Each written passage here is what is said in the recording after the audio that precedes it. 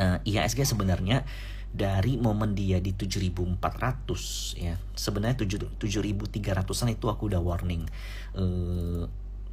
Karena begini, ini kan kita pernah bahas ya, jadi live kita waktu itu ya, ini aku lupa kapan, weekly waktu itu view gua tuh kayak begini. Nah, every IHSG menyentuh titik all time high 7.400, 7.300 ke atas, itu rally-nya selalu karena foreign. Jadi most likely boleh dikatakan dari 2022 dari tahun 2 tahun lalu sampai sekarang, rally IHSG tidak pernah karena lokal. Justru setiap rally, setiap menyentuh all time high, musuhnya itu lokal. Kitanya yang kelihatannya nggak confidence, reduce terus, kurangin posisi terus, underweight terus setiap IHSG menyentuh all time high. Nah, setelah IHSG menyentuh all time high, itu disusul sama foreign outflow. Setiap IHSG all time high disusul sama foreign outflow. Nah, waktu itu kita ngebahas nih, ini IHSG udah foreign inflow ya, kenceng dan all time high, dan memang ada potensinya selanjutnya tuh foreign outflow. Ini tuh kejadian di pertengahan Januari lah mulai kejadiannya. Kenapa bisa? Pertama ya, isu ini aku nggak tahu, aku juga bukan cenayang, aku bukan dukun yang bisa proyeksiin kalau tiba-tiba ternyata ada isu bahwa menteri-menteri Pak Jokowi mau mundur. Kalian boleh lihat di berita kayak Pak Bas, menteri Kementerian PU, itu diisukan mau mundur. Sri Mulyani juga diisukan mau mundur. Mahfud MD itu udah pasti mau mundur, dia sendiri yang announce karena keikutsertanya di dalam pemilihan presiden. I don't care about politik, to be honest. Tapi intinya foreign outflow ini real karena belakangan ya, kalau kalian ada temen yang kerja di bonds itu outflow banget. Jadi setelah inflow bonds yang luar biasa, jadi gini, inflow foreign bonds ke bonds kita, nilainya kalian boleh cek itu berapa, sekitar 60-an triliun kalau nggak salah, dari Desember, dari akhir tahun kemarin, itu terjadi hanya dalam waktu 1 bulan. Sementara outflow-nya itu biasanya perlu waktu 1 tahun untuk outflow segitu. Jadi inflow yang ada kemarin itu too much memang.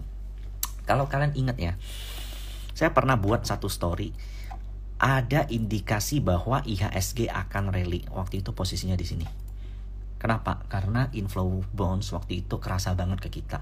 Mulai dari indikasi Fed pivot, mulai dari adanya beberapa tonasi bahwa inflasi akan mereda, lalu indeksnya kenceng sampai di sini. Nah, di sini kita ada warn juga karena saya melihat Indonesia itu very less katalis.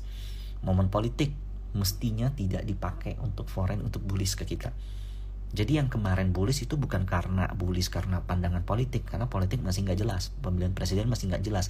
Kemarin bullish itu karena limpahan likuiditas dari pivotnya Fed yang masuk ke bonds, kemudian dapat limpahan sedikit ke equity, makanya big banks kita rally. Jadi kalau kalian lihat BCA itu keluar laporan keuangan mencatatkan kenaikan growth belasan persen, 20% kalau nggak salah. Tapi kok BCA-nya malah koreksi setelah keluar berita itunya, itu wajar karena semuanya sudah price in, semuanya sudah tergambarkan dari awal Desember sampai sekarang gitu. Nah, ini momen-momen IHSG koreksi, menurut saya koreksinya amat baik. Kenapa baik? Karena koreksinya tuh nggak terlalu dalam, juga nggak diiringi dengan distribusi gila-gilaan. Jadi this is a healthy correction, kalau saya bisa bilang koreksi yang sehat. Bukan koreksi yang mengarah ke kepanikan, panic selling, bukan koreksi yang mengarah ke distribusi massal.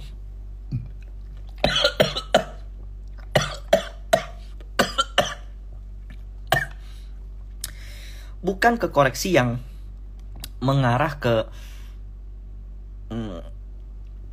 bukan koreksi yang istilahnya ini asing kabur dari Indonesia keluar, yes, tapi lebih ke taking profit, bukan yang kayak IHSG bakal bearish segala macam. Nah, target koreksinya sampai berapa?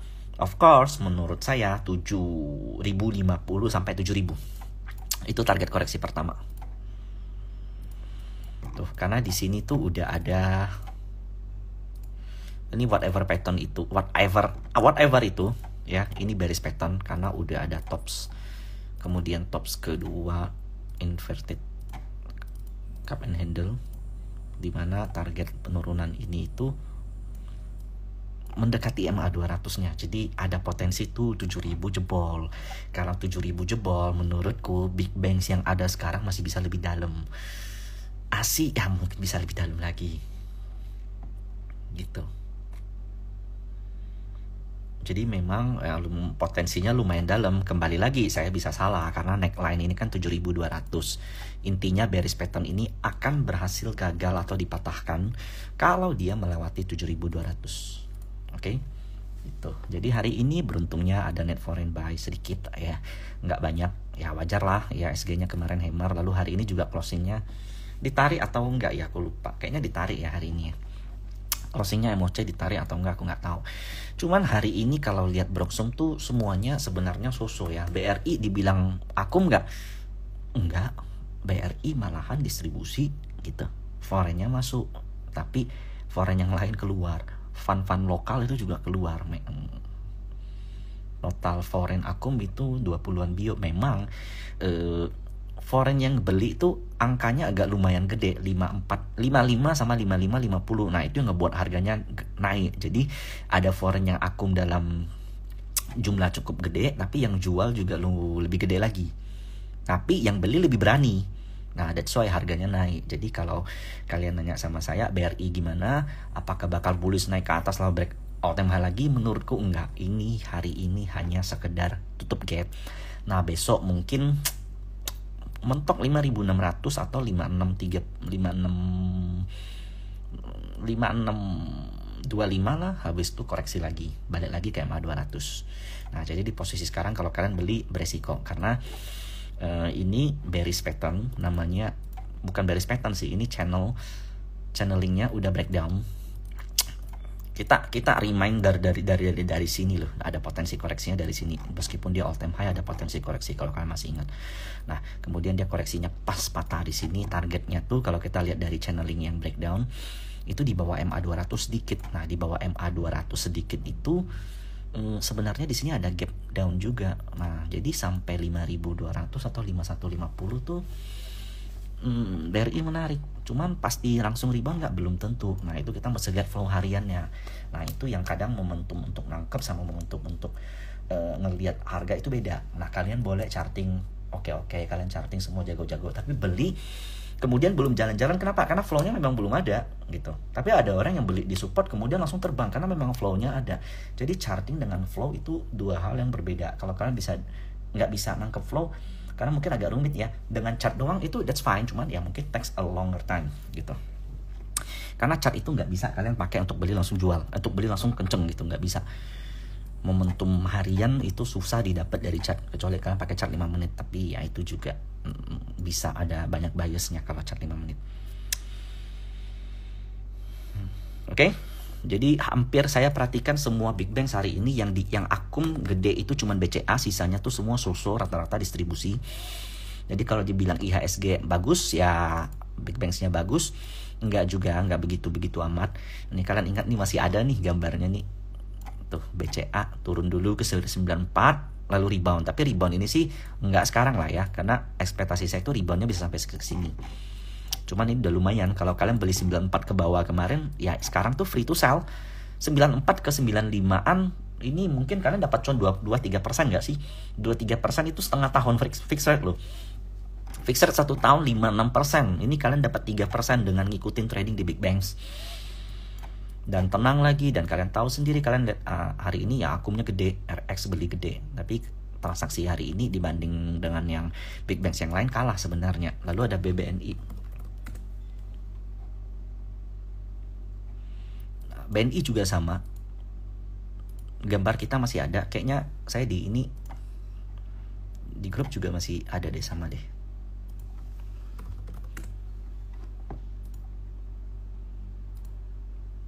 Nah, ini masih ada nih.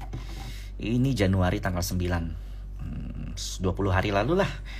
Proyeksi saya BNI itu turun dulu ke 54. Meskipun dia di sini ada kelihatan ada perlawanan ya. Tapi memang udah too much kenaikan dari Big Bangs kemarin-kemarin, meskipun all time high, tapi beberapa hari beberapa seminggu kemarin tuh udah kelihatan ada distribusi, makanya saya udah ada arahin untuk dijual big banks-nya, atau minimal ada profit yang diamankan dulu, ada yang bisa kita perbaikin average-nya di bawah. Nah dia turun tuh ke 54.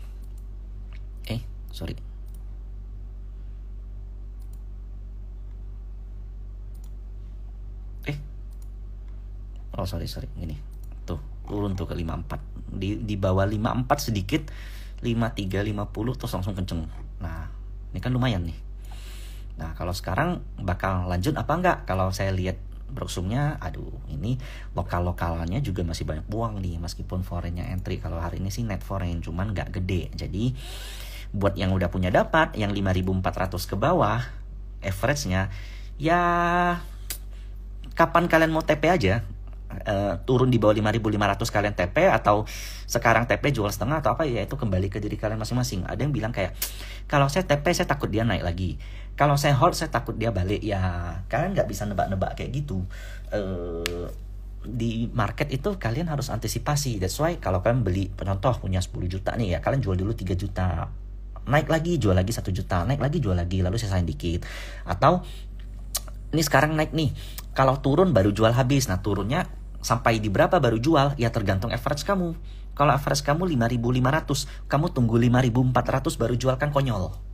Sekarang itu bisa cuan sekitar 0, sekian persen lah gitu lah. Yang namanya big banks kalian nggak bisa harap yang kenceng-kenceng. Tapi kalau memang kalian mau manfaatin trading, ini momen-momen besok untuk reduce, besok untuk dijual gitu. Karena ini udah agak kenceng, udah mendekati area tertinggi, brosumnya pun distribusi gitu. Ada gap kecil, ya ada potensi ditutup ini.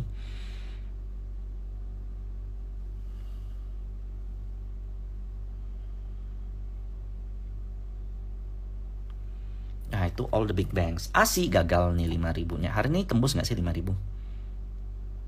Tembus agak dalam. Lalu brosumnya distribusi lagi. Ini kemarin waktu di 5.000 ya, 5.000 ada mantul-mantul sebentar tuh, mantul-mantul sebentar. Tapi hari ini nggak kuat. Apalagi dengan gap down ini, udah berapa kali gap down ya? Udah banyak loh. 1, 2, 3, udah 3 kali gap down. Ini pertanda kuat trennya tuh bearish, dan dia juga udah all time low dari 2023. Next bottom 4650. Aduh ini susah dah. Kalau kalian masih hold, kalau kalian modal 5.000 atau deket-deket di sini, ya keluar mah masih ya paling rugi 1%, 2%. Tapi kalau kalian yang di atas-atas, mah ini all time low terus, mau gimana? Ini komen-komen kayak Andi Smurf gini males saya kalau ada sering-sering komen kayak begini mau live, kayak enggak mutu banget sih gitu loh. Asik kata saja Bandar jual besar anak buat nikah anaknya gitu, ngomong-ngomongan. Ini kalau kata Mahfud MD itu ngomongan receh, tau nggak?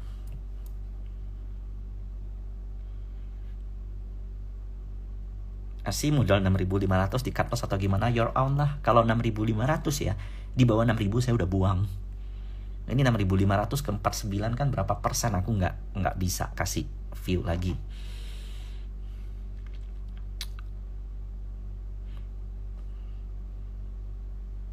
Nah sini ASI Mas Thomas, ini ASI di depan saya ini.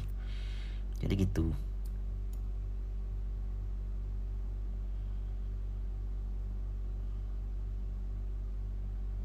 Ajarin cara lihat flow, nggak bisa. Kalau lihat flow itu mesti live trading, mesti pakai OLT yang desktop, mobile aja nggak akan bisa. Kalian modal RTI nangkep flow nggak akan bisa. Nah kita bahas saham yang kenceng. Jadi tadi kan ada yang nanya BRPT. Kalian ingat nggak sih saya pernah bahas BRPT? Saya bilang waktu itu ada yang nanya target BRPT ke berapa. Saya bilang 1.900. Ingat nggak? Ingat nggak dulu saya bilang 1.900 waktu itu. Waktu itu kita nangkapnya di sini. Lalu ada yang nanya, saya bilang arah, setelah arah, habis itu targetnya maksimal 1.900. Itu menurut saya. Nah, ini 1.900 maksimal, lalu koreksi.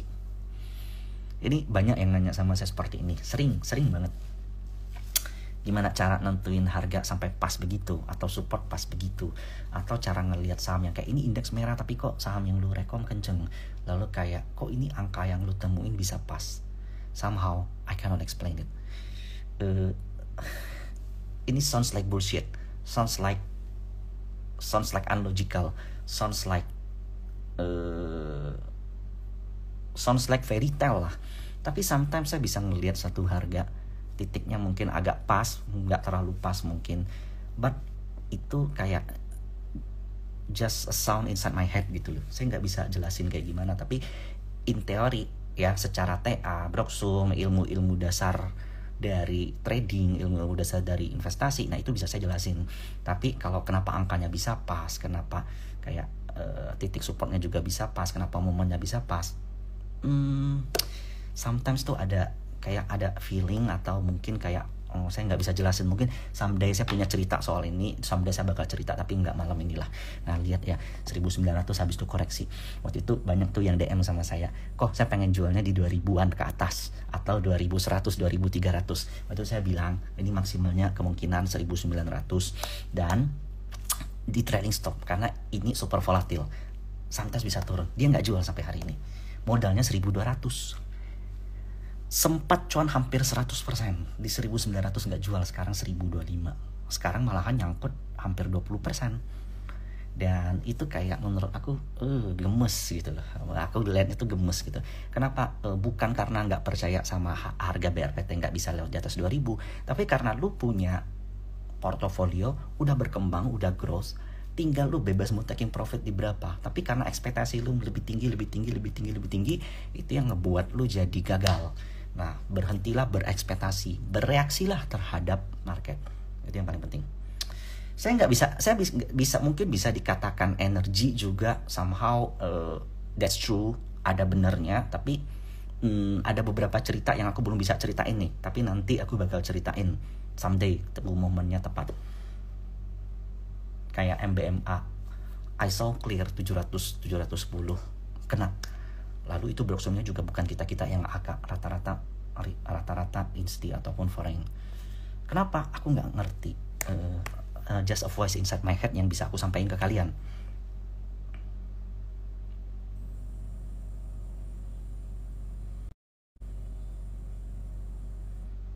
Jadi aku nggak bisa jelasin gitu, tapi somehow aku punya cerita soal ini yang bisa aku jelasin. Oke, itu BRPT. Lalu brand. Sahamnya Papa ini kan very volatile. Kalau kalian berharap pegang lalu kayak untuk nge-swing panjang, aku enggak rekom ya. Nah, ini brand 5025. Broksumnya akumulasi pula hari ini.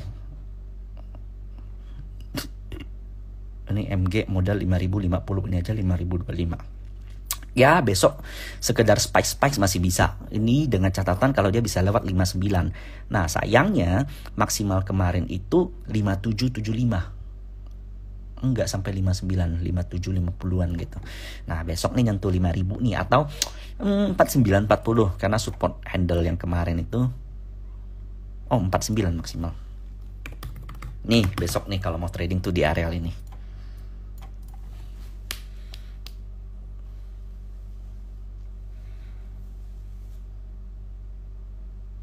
Ini sedikit cerita lucu ya. Ini buat kalian mungkin yang waktu itu ada di Medan kali ya. 120 orang offline ikut di Medan. Itu live trading saham pertama yang kita beli itu WIRG. Waktu itu dia plus 2%-an. Aku bilang, WIRG ini potensinya bisa sampai 150. Ketika aku ngomong bisa sampai 150, aku langsung dalam hati pikir, goblok lu. Pede amat bilang 150. Kalau 150 itu plus 12%. WIRG plus 12% di saat market lagi agak-agak jelek gitu. Lu bayangkan. Jadi gue pikir, aduh goblok banget ngomong kayak gini, malu dong gue. Nah, tahu nggak close sesi 1 berapa? 150, tepat plus 11,59%. Aku sampai merinding kok bisa pas gitu. Aku pikir ya bisa jadi karena orang yang menonton aku juga, ternyata enggak. Ternyata Broksumnya BK dan AK. 150 titik koma sesi 1 closing itu yang di Medan harusnya masih ingat itu. Kenapa bisa pas? There's a voice inside my head yang aku nggak bisa jelasin gitu. Sometimes I can feel the energy di IHSG, sometimes nggak bisa.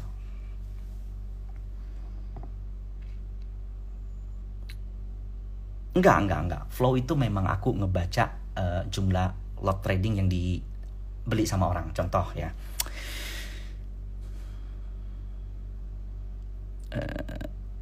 bentar ya. Nah contoh, nih contoh Arto. Ini di sini, ini kan ada jumlah lot offer. Nih, aku ngitung barang yang dibeli sama big player yang kira-kira meskipun nggak bisa pasti di angka berapa. Contoh 3140 ada yang HK 5000 lot. 5000 lot itu gede loh. Kalau dia beli 5000 lot 3140, dia langsung banting ke kiri. Ini kira-kira minus berapa tik kalian lihat? Kalau 5000 lotnya. Aduh, ini nggak bisa turun. Ini kalau dia 5000 lot dia beli, dia langsung banting ke kiri, itu kemungkinan 6-7 tik hilang. Nah, kalau dia beli 5000 lot di 3140, maka kalian masih boleh beli dong 3150 sampai ke areal-areal mereka beli ini. Dengan target kalau 5000 lot, kalau mau dihabisin, bidnya aja cuma segini, dia mesti narik 4 atau 5 tik lagi. Sometimes 4-5 tik barang yang nggak habis mesti dinaikin lagi. Nah, itu cara baca flow. Cuman every stocks itu beda-beda, dan itu kayak kepala bikin pusing lah. Nggak semudah itu gitu loh. Oke. Nah, makanya kayak hari ini IHSG boleh dikatakan jelek, tapi Medco bisa kencang. Lalu kemarin aku bisa suruh beli ADMR, sometimes aku nggak bisa jelasin karena apa. Tuh. Kalian ingat nggak gambar ini tuh aku ada buat di sekitar minggu lalu. Aku bilang aku nggak bisa live karena internetku jelek. Itu aku pakai cover ini, belum aku ubah sampai sekarang. Tuh. Areal koreksi aku buat 13. Kalau buat pas-pas tuh kadang nggak kena tuh. Jadi aku buat 1320 sampai 1250. Low-nya di 1300 pas, habis itu kenceng hari ini 1380. Dan dengan Broksum yang lumayan YU, ini akumulasi ya PD, dan sellernya retail loh, YP, DR, YU. Akumulasi PD, LG, BK, AK, foreignnya masuk lagi, dan kita lihat kayak tuh. Padahal ini candle full turun ke bawah loh. Kemarin saya rekom beli, dan sometimes ini nggak bisa saya jelasin juga kok bisa gitu. Tapi yang pasti kalau kita lihat ADMR saat ini udah agak beresiko. Kenapa? Karena 1400 itu resisten. Nah, jadi kalau mau targetin ke sini, ya jangan beli di sini juga. Belinya tunggu dia ada. Tunggu asing yang beli hari ini kok taking profit juga tuh. Nah, balik ke 13, 1320 sampai 1250 gitu. Sometimes yang buat kali kita gagal tuh begini. Ini berhasil nih trading gede. Beli 10 juta. Cuan, seneng. Lalu begitu turun, lipetin tuh 30 juta. Nanti 30 jutanya rugi. Nah, kalian justru mesti kebalikan. Kalau udah cuan, menurutku kurangin size gitu. Atau kalau udah cuan, kalian mau gedein size boleh. Tapi kalian stop lossnya tuh di bawah daripada jumlah profit yang udah pernah kalian ambil. Jadi kalaupun gagal yang kedua, kalian masih cuan. Nah, itu money management yang mesti kalian lakuin. Karena seberapa sering pun kalian ngambil posisi, seberapa sering pun tupai melompat, suatu saat kan bakal kepleset jatuh. Oke. Nah, itu ADMR. Potensi untuk dia lewat 14 ada, dan area koreksi 13, 1250 kalian spare lah. ADMR. Lalu MBMA tuh hari ini juga kalau nggak salah bagus ya. Ya, Broksum sih akumulasi lumayan, meskipun nggak gede-gede amat. Tapi ini udah dekat resist, jadi agak resiko kalau kalian beli 700 ke atas tuh areal sell tuh. Tuh ini masih ada nih gambar yang kemarin tuh, ingat gak? Ya kalau mendekati sini tuh beli gitu loh. Nah, di bawah 6,5 nih, 6,5 600 nih ada nih. Low-nya berapa? Coba. Low dari MBMA 605. Aku suruh beli 650 sampai 600. Nih 605-nya masih ada, kok bisa pas gitu. Kenapa enggak 600? Kenapa enggak 590? Sometimes I don't know. Ya, sometimes nantilah saya jelasin. Oke. Intinya MBMA di atas 700 beresiko. Kalau mau beli 6,5 atau 63 ke bawah, ini udah 2-3 kali ini kita take lock. Bisa aja dia gagal lewat lalu bearish plum. Bisa aja. Cuman intinya begitu bearish, kalian batasin resiko kalian di berapa? Kalau seandainya udah cuan 2 juta, kemudian kalian masuk lagi, kalian batasin resiko di 1 juta maksimal atau 500 ribu. Jadi kalaupun udah loss 500 ribu, udah langsung buang, langsung tidur, ya udah nikmatin 1.500.000-nya daripada kalian maksa terus. Sometimes over trading itulah yang ngebuat kalian fail. Nah, itu MBMA. Lalu tadi tuh ada yang akumnya bagus, Pegeo. PGEO bagus, kalau nggak salah. Nah, KZ-nya beli 10M sendiri meskipun dia merah kemarin tuh karena gini. Jadi kan dia masuk LQ45. Ketika dia masuk LQ45, pagi-pagi tuh ada yang HK FOMO sampai 1.500. Padahal inputan jumlah offer di sampai 1.500 tuh belum banyak yang masuk. Jadi ada jeda OLT, karena ada OLT yang masukkan order tuh 901, atau ada yang 9 lewat 1 detik. Ada yang 859, ada yang antrian awal, pokoknya ikut sesuai berdasarkan server yang paling cepat. Nah, kayaknya yang HK itu kebetulan cepat, sementara yang masang masang offer yang udah punya lot untuk jualan agak telat masuknya. Jadi tuh agak-agak sial tuh, ada banyak offer yang belum masuk, dia HK agak kenceng sampailah ke 1.500. Tapi yang di atas ini volumenya kecil-kecil. Jadi no problem candle kayak begini. Ini pun kalau yang atas ngejual semua nggak akan bisa gede, karena waktu itu cuma 6 ribuan lot di atas. 14 di 14 ke atas tuh 6 ribu. Di 1400 ada 6 ribu lot, tapi di atas itu udah kayak 100 lot, 200 lot. Jadi pun meskipun mereka banting nggak akan sampai bisa bearish gitu, nggak mungkin bisa sampai jatuh banget, karena jumlah volume yang kejadian di atas tuh kecil. Mungkin kalau kita lihat dari Horley kelihatan kali. Horley nggak kelihatan mau menitan, cuman aku nggak nyaman stock bid di menitannya karena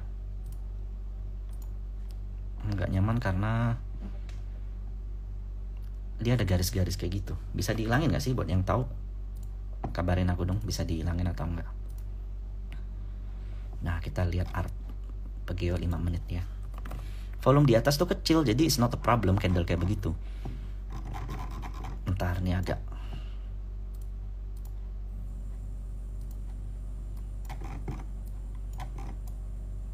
tuh, ini pakai 5 menit tuh nggak bisa karena kejadiannya tuh under 5 menit. 1 menit pun belum tentu bisa, aku agak ragu sih. Coba kita lihat lagi. Nggak bisa juga. Kemarin tuh ini tuh kejadiannya tuh under 1 menit.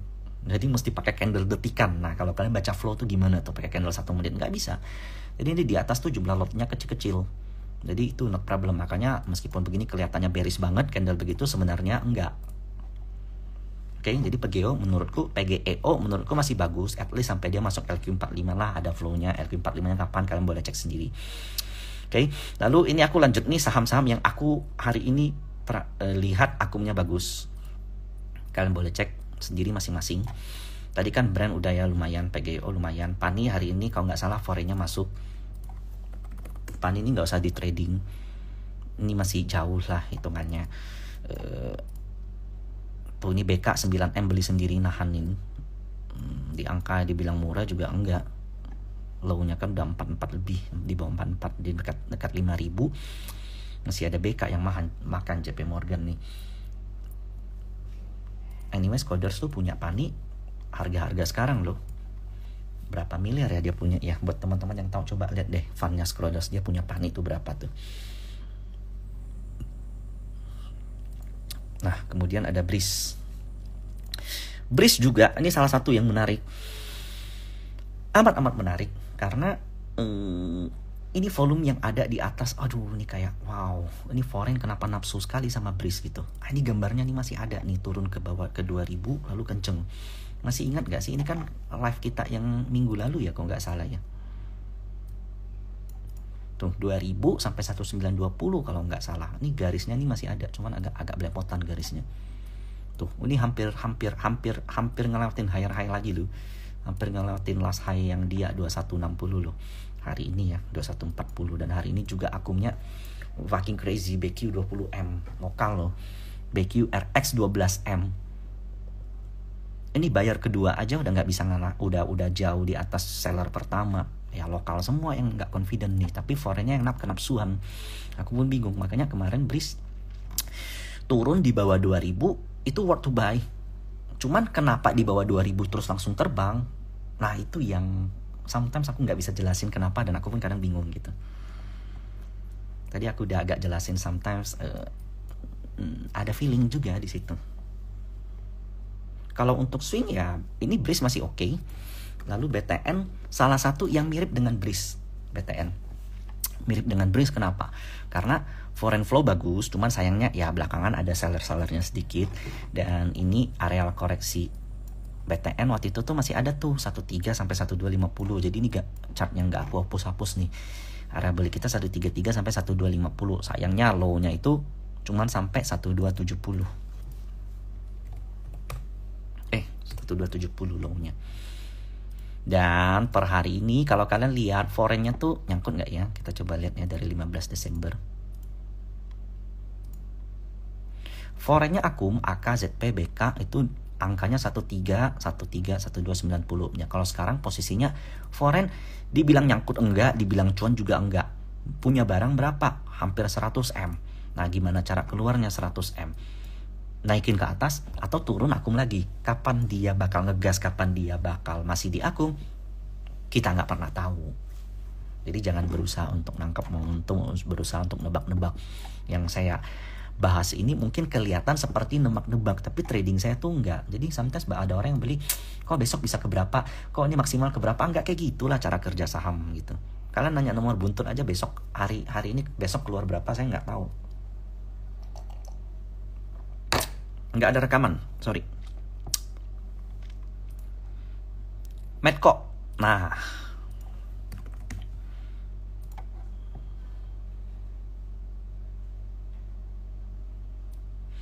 Medco foreign tipis-tipis Akum, dan hari ini tadi itu kan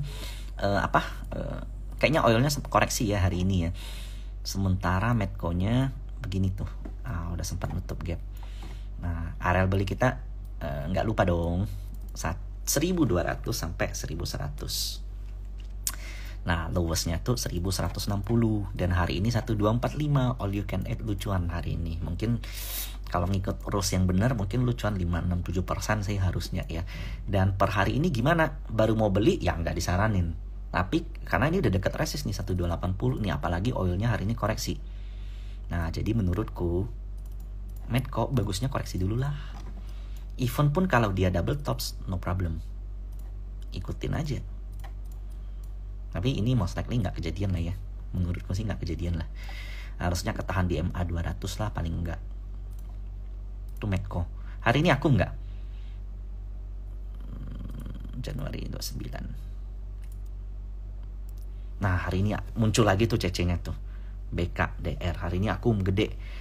Angkanya 1230, 1236. Jadi boleh dikatakan ini angka yang jelek nih. Kan ini makanya tuh di closing. Aku nggak tahu di closing tuh ada ETF kah atau ada. Biasa sometimes tuh ada begini. Terkadang ada fund yang order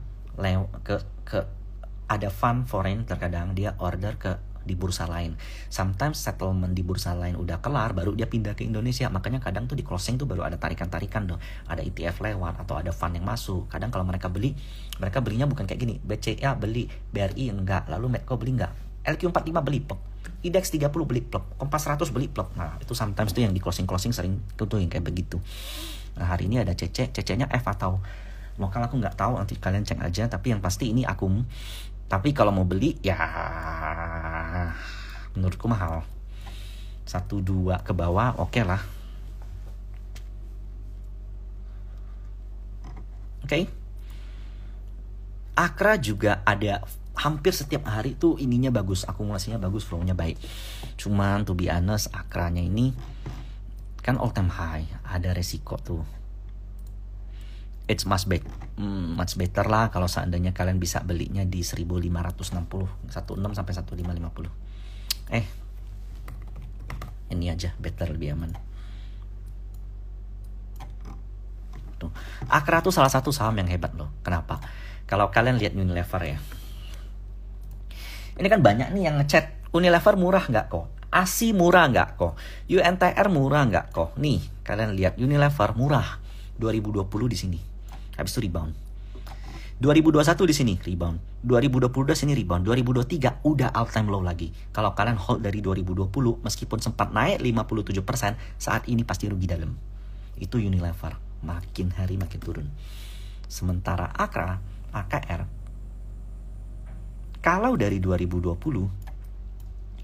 sampai sekarang ya 300, 400, 600, 700, 1600. 5 bagger kalau dari 2020. Kayak beginilah yang kalian cari. Jadi kalau seandainya AKRA minus 10%, AKRA minus 15%, karena AKRA tuh pernah minus paling dalam tuh 20% di sini. Di sini AKRA pernah minus 20%. Coba kita cek ya.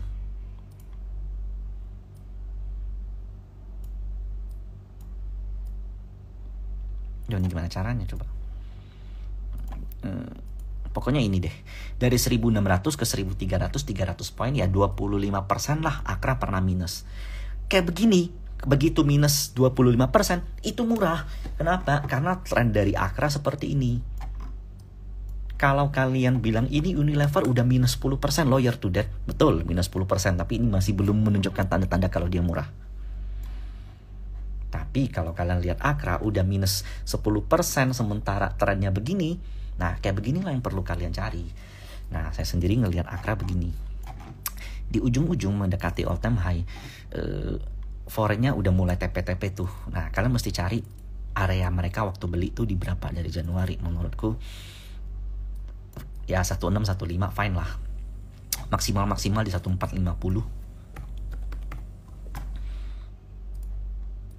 Jarang ada yang ngomongin saham ini, padahal kalau dari COVID dia nggak pernah balik ke harga COVID, sementara banyak saham blue chip lain yang udah balik ke harga COVID bahkan all time low. Salah satunya Unilever, Gudang Garam, Sampurna. Masih banyak loh yang pegang Gudang Garam, Sampurna, Unilever.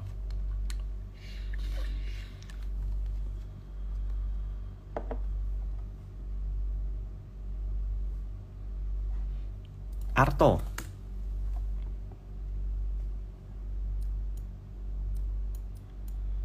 Nah, ini kena ini nih, 3.600 sudah kena. Lalu hari ini juga kayaknya berkonsumsi netral, YU, PDE, AZAK normal-normal aja. Kalau mau tangkap Arto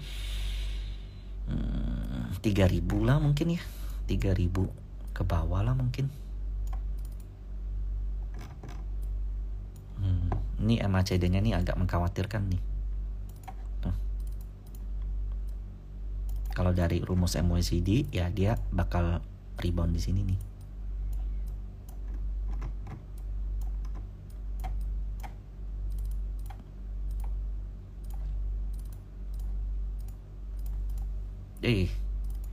Nah, ini foreign mah masih akum lah 9 Januari. Kalian lihat ya.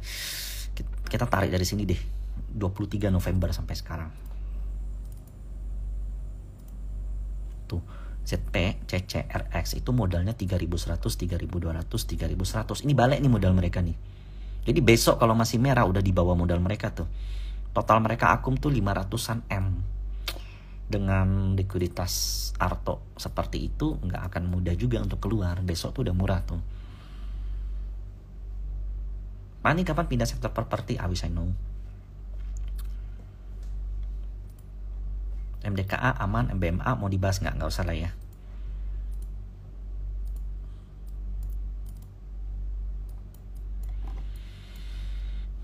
ASI udah.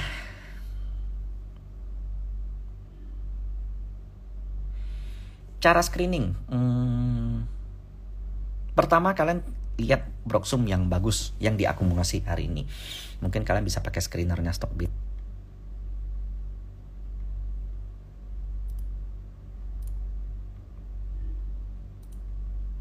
Coba ya kita lihat ya.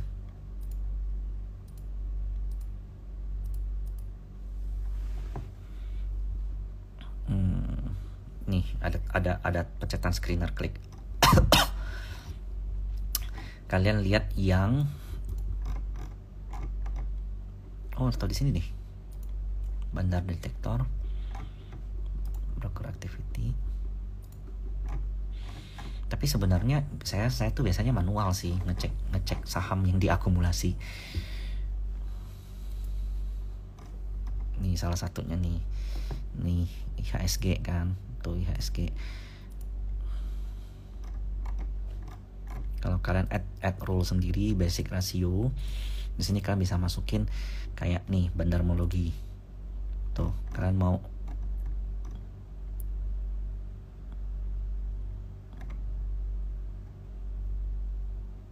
Nah, mungkin yang relevan 1 week net foreign flow lah ya. 1 week atau 1 month net foreign flow. 1 bulan net foreign flow. Nah, ini kalian hapus.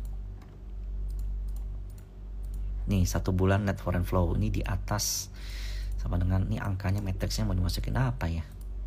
Coba deh 50 deh. Screen. Plop. Di situ muncul tuh saham-saham yang selama 1 bulan net foreign flow. Ini salah satu cara screening. Kalian lihat ini saham-saham yang sering saya bahas kan. BCA, Mandiri, BRI, Aman, Telkomsel, enggak. Breeze tuh. Foreign flow tadi kita lihat Breeze kan kencengnya bukan main. Nah, muncul tuh di screening. Film, film kan foreign flow-nya gila-gilaan. Arto, Adro, BTN, BNGA, Oasa, Medco, Eches. Nah, Eches aku juga suka. Akra, Gajah Tunggal. Ya, Gajah Tunggal bener. Pegeo, Ciputra. Nah, ini salah satu cara screening. Nah, kemudian contoh, ini kan 1 bulan net foreign flow ya. 1 bulan net foreign flow. Nah, contoh kalian lihat mana? Gini deh. Ciputra deh, karena Eches kan masih naik terus. Kita lihat Ciputra. CTRA 40M dibeli 1 bulan. Nah, cara tahu average mereka gimana? Kalian masuk ke sini, ketik Ciputra. 1 bulan. Sekarang kan Januari, kita ambil Desember 29, 1 bulan tuh. Berarti ini benar nggak net foreign? Bener nih, net ini masih net nih meskipun foreignnya udah ini IHSG. Nah, ini Desember 29 nih, AKYP, AK-nya nih BK. Nah, ini akum yang dicatat sama Stockbit 60-an M tuh, AK sama BK-nya. Mungkin yang di bawah masih ada kecil-kecil. Average mereka berapa? 1230, 1220. Makanya begitu sampai 12 tuh bagus. Ini saya ada gambar nih 12. Cuma terlalu kuat nih. Nyampe-nya maksimal berapa sih? 1210, 1210 ini. Ya 2 tick doang, habis itu udah rebound. Nah, sabar aja lah di bawah. Nah, net foreign 1 bulan, 2 bulan, 3 bulan, tergantung dari selera style trading kalian. Kalau style trading kalian mau swing 1 bulan ya ceknya 1 bulan, mau 1 minggu ya 1 minggu. Kalau 3 bulan makin lama sih makin bagus. PTBA, Inco, Ankam nggak bahas, nggak urus. BUMN masih belum terlalu ada di mata saya gitu.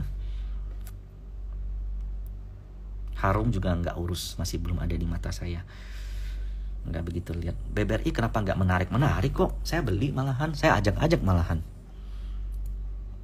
Kemarin baru saya ajak, kemarin minggu.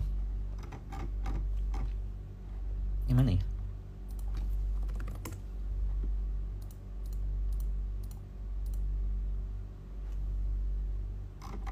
Tuh, ini kemarin Januari tanggal 26 ya. BRI udah cukup murah, 5450. Oke, yuk kita beli mulai sekarang until 95.300. Puji Tuhan, hari ini kenceng.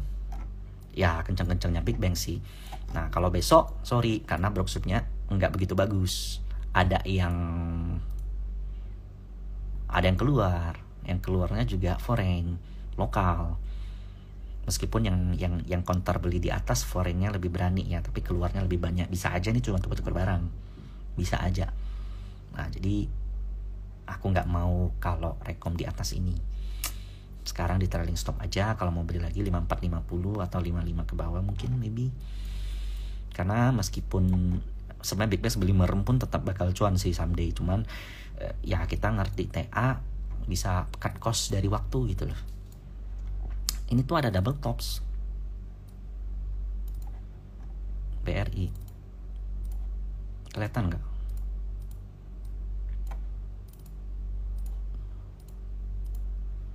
Nah, hari ini tuh sekedar balik ke neckline doang.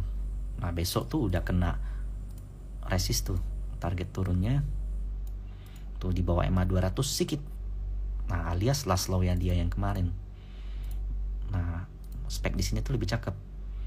Di ini nih, di 53 itu lebih cakep. Makanya aku bilang 5450 sampai 53 nyicil. Nah, baru merah 1 hari doang udah nutup gap. Jadi besok nih menurut aku jual. Kalau naik sedikit lagi aku udah mulai jual lagi. Kalau aku punya 10 juta aku jual dulu 5 juta, naik lagi jual lagi 1 juta, naik lagi jual lagi gitu. Kalau masih lanjut naik ya mungkin average up atau gigit jari, antara itu aja pilihannya. Kalau masih punya mental untuk beli atas ya silakan. Kalau nggak punya ya nggak usah, kan kembali ke orang masing-masing. Enggak, aku sehat kok, I'm very fine. Oke, sama apa lagi? cuan. Kayaknya hari ini distribusi deh cuan. Iya distribusi. ZP-nya jual 9 eman. Ini juga lower low dari kemarin. Kalau mau beli besok aku nggak tahu sih. Besok kan minus 10% di bawah 7.000 ya. Aku nggak tahu. Mesti lihat begitu ARB ada yang respon atau enggak. Let's see besok. Aku have no view untuk ini. Brand udah dibahas tadi. Goto aku nggak paham. Di antara semua saham yang kadang bisa dicenayangkan, yang kadang bisa di-view-kan, kalau Goto aku nyerah. Ini dia udah break base-nya.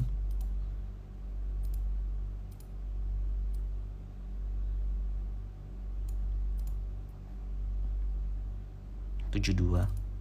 Kalau dari target TA sih terkadang 72. PTMP nggak bahas. Halo Bro Vincent, kita lihat Mapa ya. Sebenarnya Mapa nih kurang liquid tapi bagus, makanya saya jarang bahas. Ini sih break high lagi 1000 sih pasti, jangan bilang pasti lah, potensi gedenya break lagi. Karena di base yang ini tuh cakep, akumulasinya juga baik Mapa. Nah lalu ada satu lagi nih yang belum break high, masih bercokol di atas, yang menurutku potensinya dia nggak breakdown, kalaupun koreksi nggak dalam-dalam amat. Itu tuh MAPI. Nah jadi MAPI ini kalian lihat nih foreign di ujung agak aktif, mengingat juga dia aktif juga di HS. Nah kemarin ini ada rising wedge, ini koreksi mah wajar banget. Rising wedge-nya kayak begini, koreksinya dengan gap down lagi. Jadi kalau ada gap down kan ada potensi dia ketutup tuh. Cuman rising wedge ini targetnya itu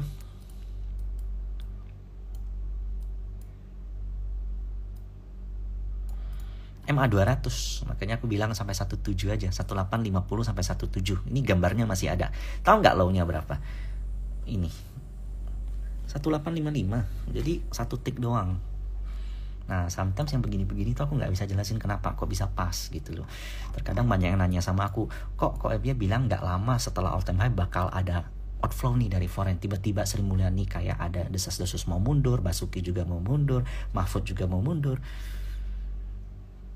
Aduh, nggak bisa aku jelasin kan, dan itu ngebuat kayak kita jadi seolah nebak-nebak, dan itu nggak bener. Menurut aku itu nggak baik kalau kita berpegangan sama hal-hal yang kayak begitu.